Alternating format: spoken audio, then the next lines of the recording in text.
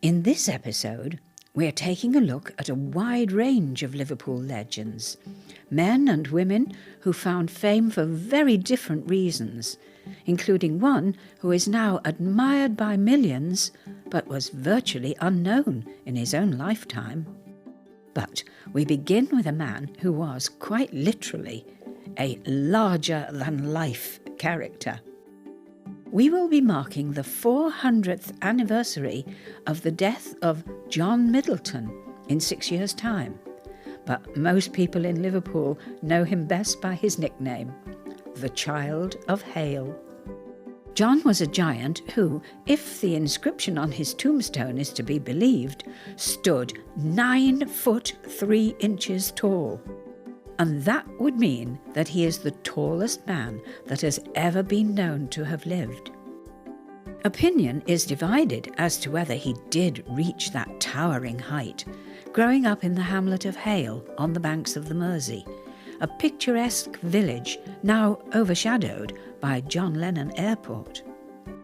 When his remains were examined in 1768, his thigh bone was found to have been the length of a normal man's leg. Later calculations suggest that he was more like 7.5 feet tall. He's commemorated by a huge bronze statue that stands in the village. What we do know is that John was born in 1578. Reports suggest that he was a normal baby, but by the age of 20, he had grown to become a giant. He was employed as a bodyguard by the local squire, Gilbert Ireland, and lived in a thatched cottage in the village, which is now rented out as a holiday cottage. Local folklore has it that John was so tall that he was in the habit of sleeping with his feet sticking out of his bedroom window. At the invitation of James I, John was taken to London in 1620 and won a wrestling match against the King's champion, collecting a purse of £20. Now, that's worth more than 30,000 at today's value. His fame was assured from that day on. The local pub in Hale is named after him, and he's the mascot of Brasenose College, Oxford's rowing team. After his trip to the capital, John lived only a further 3 years and died aged 45 on the 23rd of August, 1623. Perhaps the 400th anniversary of his death would be the right occasion to settle the disputed question of his height, once and for all, with a new exhumation of his skeleton? Or is it better to leave it something of a mystery? We shall see.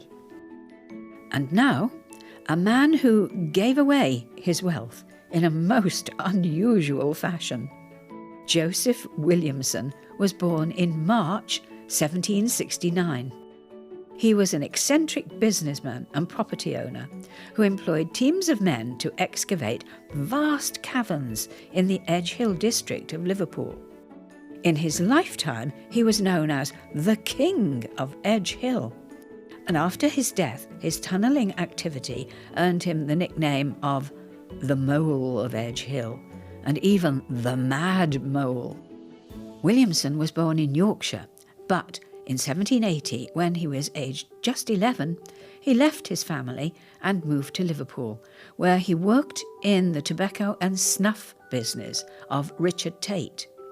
Williamson later married into the family, bought the business, and amassed a considerable fortune.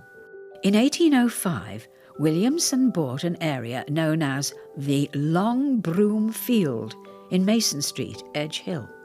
He built a house for himself and then began to build more properties in Mason Street without any plans.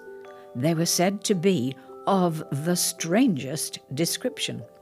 The land behind the houses dropped sharply for about 20 feet, and as it was the fashion to have large gardens at that time, he built brick arches onto which the gardens could be extended.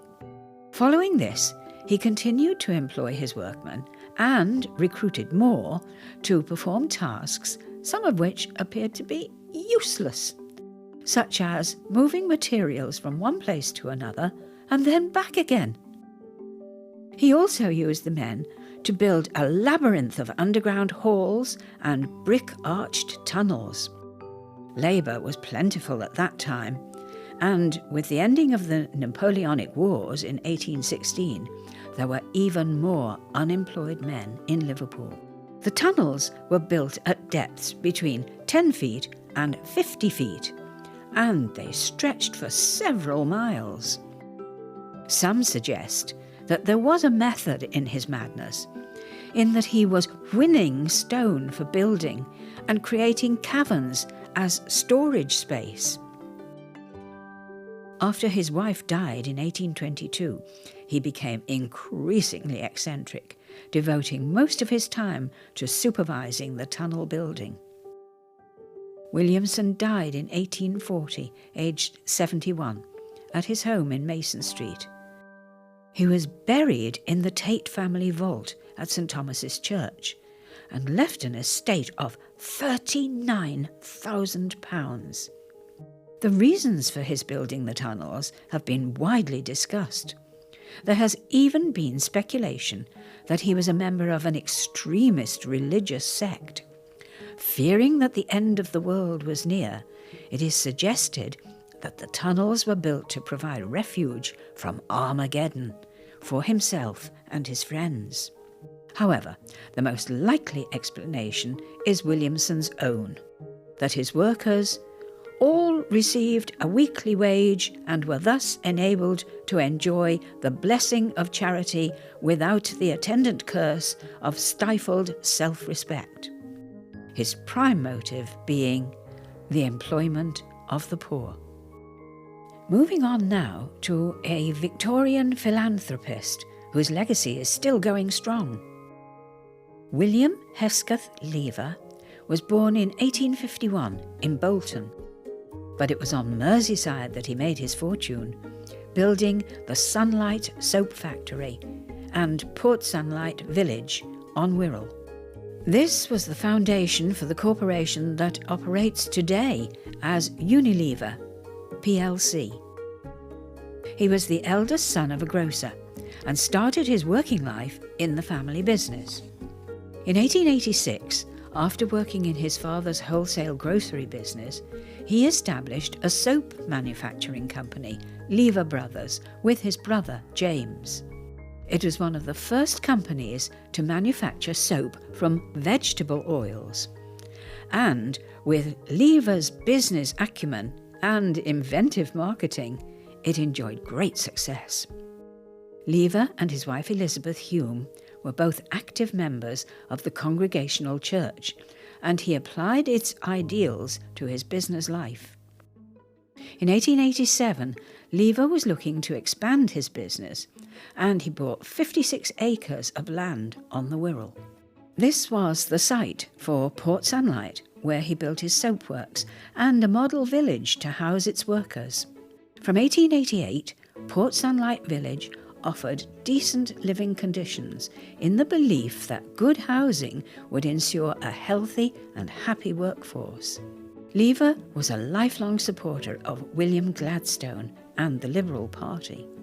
He served as an MP for Wirral between 1906 and 1909 and used his Commons maiden speech to call for a national old age pension, like the one he was providing for his own staff. He was raised to the peerage in 1911 and entered the House of Lords as Viscount Lever Hume in 1917. Lever was a philanthropist who endowed many institutions, including the Liverpool School of Tropical Medicine. He was also a keen art collector and opened the Lady Lever Art Gallery in 1922, named in memory of his wife, who died in 1913. His eclectic art collection remains on display at the Art Gallery at Port Sunlight and is the centrepiece of the picture postcard village that attracts thousands of visitors each year.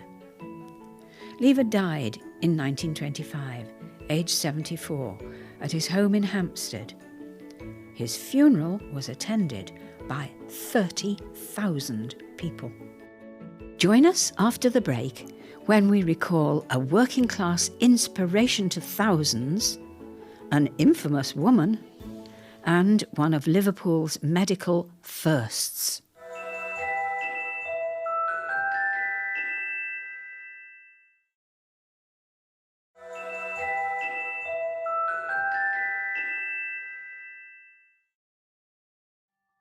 Now to a physician who became Liverpool's first medical officer of health, indeed the UK's first guardian of public health, Dr. William Duncan.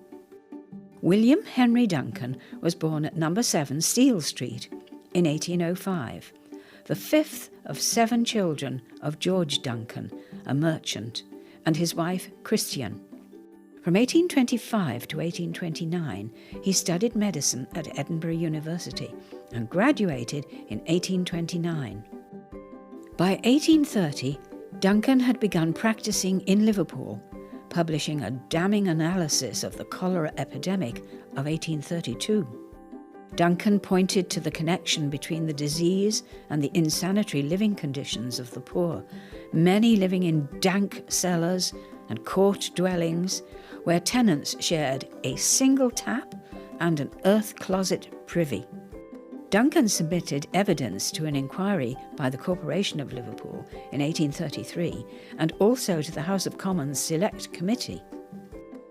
He highlighted the deplorable insanitary state of the labouring classes in Liverpool, where the population was quickly expanding, with migrants arriving from Ireland and elsewhere. His paper on the physical causes of the high rate of mortality in Liverpool in 1843 was particularly influential. Liverpool, he declared to be the most unhealthy town in England. It was largely due to Duncan's efforts that the Corporation of Liverpool promoted the Liverpool Sanitary Act in 1846, which established a public health service as an essential activity of local government. In 1846, Liverpool became the first city in the world to appoint a medical officer of health when it appointed Dr. Duncan to this position. He worked with James Newland as the first borough engineer to design and implement the first integrated sewage system in the world. By 1890, the death rate among the poor of the city had been successfully reduced by 25%.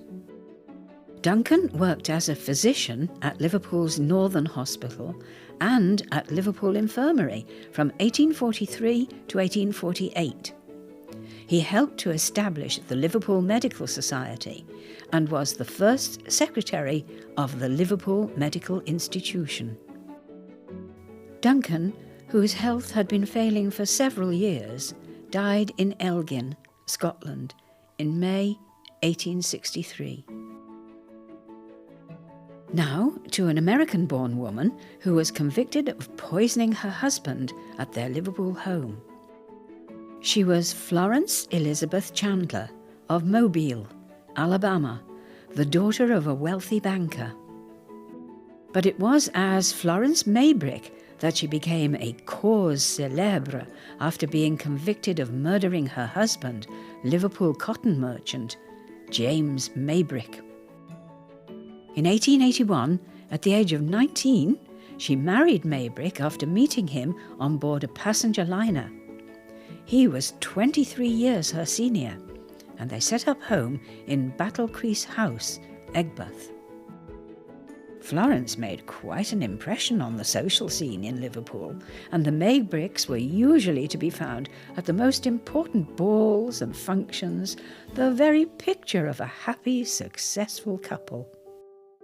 But all was not as it seemed. Maybrick was a regular user of arsenic and had a number of mistresses, one of whom bore him 5 children.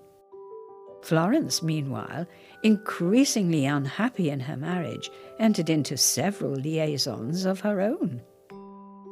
A violent row erupted after Maybrick learned of Florence's relationship with another man.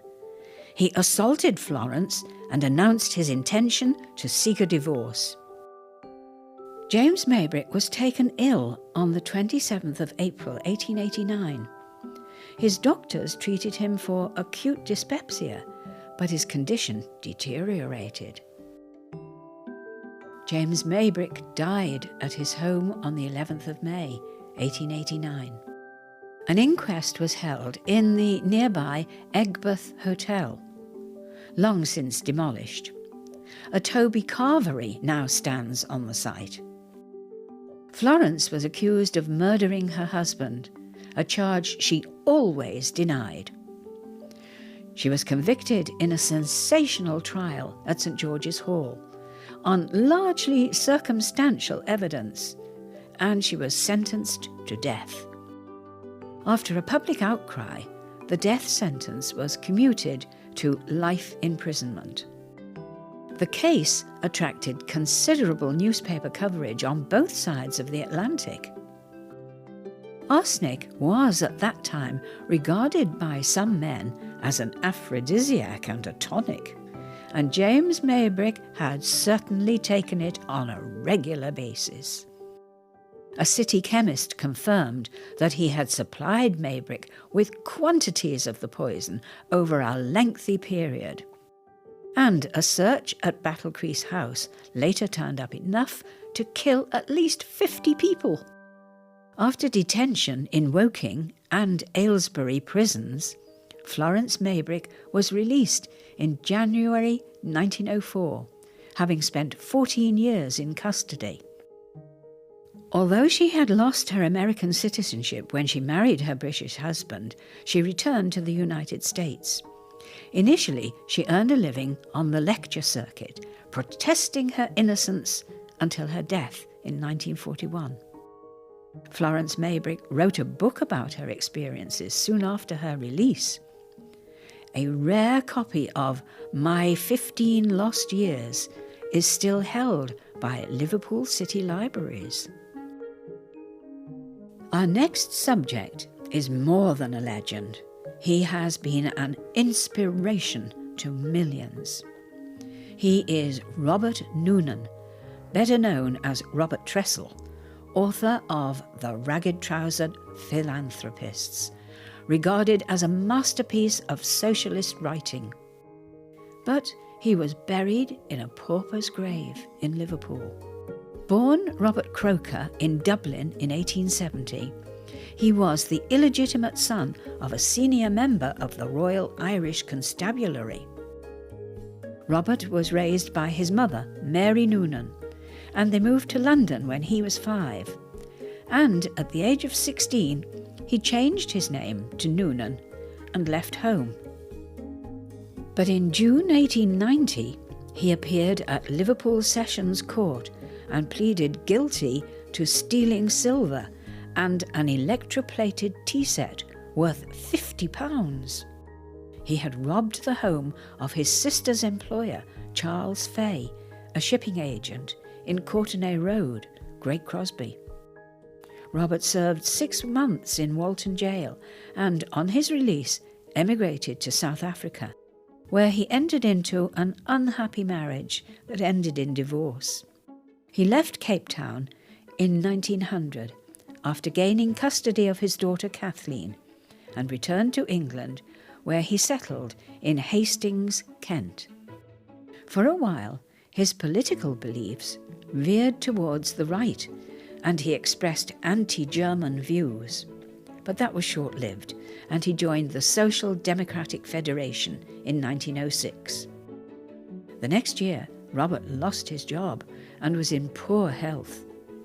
But he refused to be idle and started writing his masterpiece, The Ragged-Trousered Philanthropists.